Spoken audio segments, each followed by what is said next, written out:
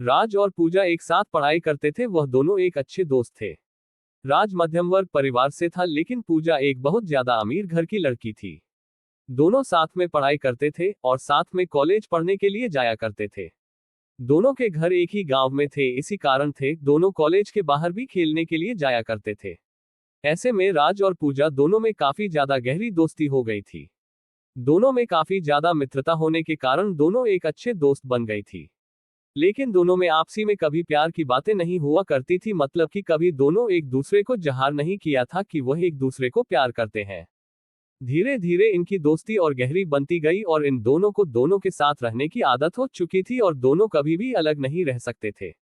धीरे धीरे राज को पूजा से बेइंतहा प्यार हो गया था, लेकिन पूजा को इस बारे में नहीं पता दे। पूजा हमेशा चाहते थे कि वह एक अमेरिका तथा विदेश में रहने वाले लड़के से शादी करेगा जो बहुत ज्यादा अमीर होगा। लेकिन राज एक मध्यम वर्ग परिवार से था, इसी कारण से पूजा की ध्यान राज पर नहीं गया। पूजा हमेशा से ही चाहते थे कि हमें अमेरिका में रहने वाले लड़के जो बहुत ज्यादा कमाते हैं, मैं उन्हीं से शादी करूंगी और उनके साथ पूरी जिंदगी भर खुश रहूंगी। धीरे धीरे समय बीतता गया, पूजा की शादी की उम्र हो चुकी थी। उनके माता पिताजी हम लड़के ढूंढने की तैयारी कर रहे थे।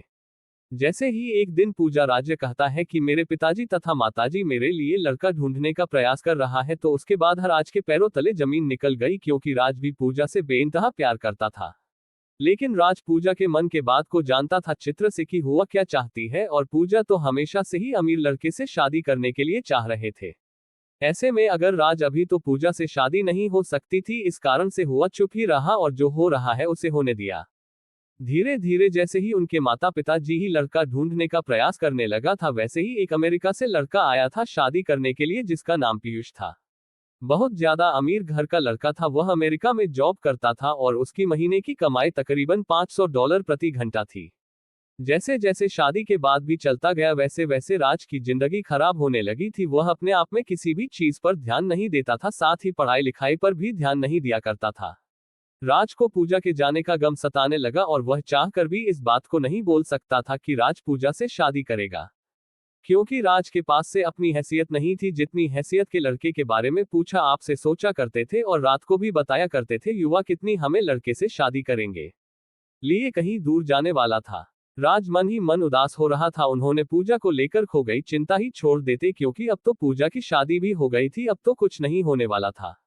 पीयूष और पूजा दोनों साथ में घूमने के लिए चले जाते हैं। दोनों साथ में जब घूमने जाते हैं, एक मॉल में शॉपिंग करने के लिए जाती है पूजा और पीयूष दोनों। जैसे ही मॉल में शॉपिंग करने के लिए अंदर जाती है, तो पीयूष को किसी प्रकार का काम लग जाता है। वह कहता है कि तुम गाड़ी लेकर अपने घर चले जाओ, मैं काम कर कर घर वापस आ जाऊंगा। जैसे ही गाड़ी लेकर पूजा घर आ रही थी, तो गाड़ी में ही फिर उसका मोबाइल छोड़ गया था। उसके मोबाइल में एक लड़की का फोन आ रहा था, जिसका फोटो भी उसके कॉलर आईडी पर लगा हुआ था।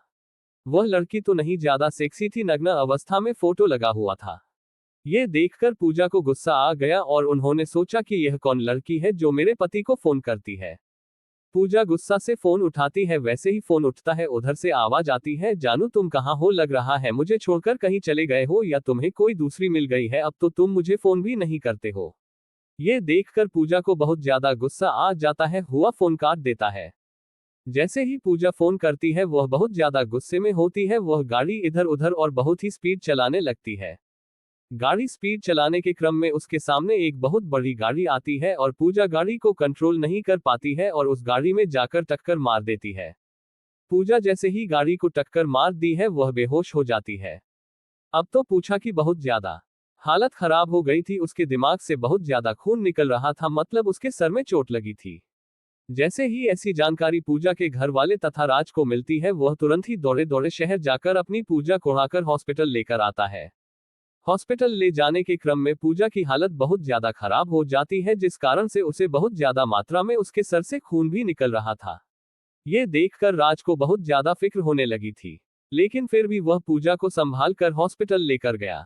हॉस्पिटल लेकर जाने के बाद डॉक्टर ने चेक करता है और कहता है कि इसके दिमाग में चोट आई है, पूजा के दिमागी हालत सही नहीं है।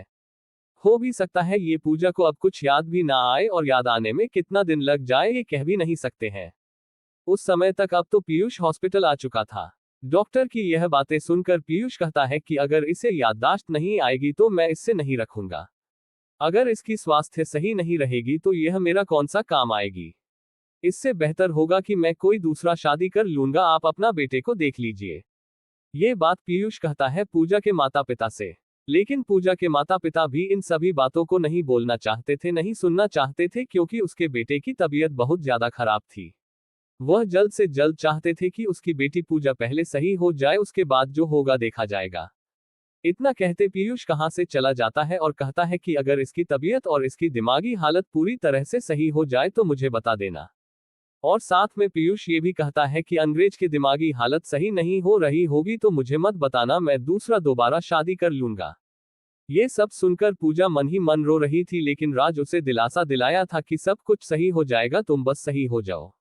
धूमधाम से सभी के आज्ञा के अनुसार होती है। शादी के दिन पूजा और है राज बहुत ज्यादा खुश थे। पूजा को क्या मालूम चल गया था कि पैसा कुछ भी नहीं होता है अगर जिंदगी में प्यार नहीं है तो। क्योंकि पैसा तो कमाया जा सकता है, लेकिन एक अच्छा इंसान जो प्यार करने वाला होता है वह कभी नहीं मिल सकता है। पूजा को यह अच्छी तरह से मालूम हो गया था कि जिसके पास ज्यादा पैसा रहता है वह ज्यादा ही लड़कियों के चक्कर में रहता है, और जो बाहर देश में रहता है वह तो बहुत ज्यादा लड़कियों के चक्कर में रहता है। इसी कारण से वह अपने पड़ोस में रहने वाले राज से शादी करने का फैसला किया था। अब तो शादी करके दोनों अपनी अपनी जिंदगी बहुत अच्छा था, बहुत मस्ती के साथ गुजर रही थी।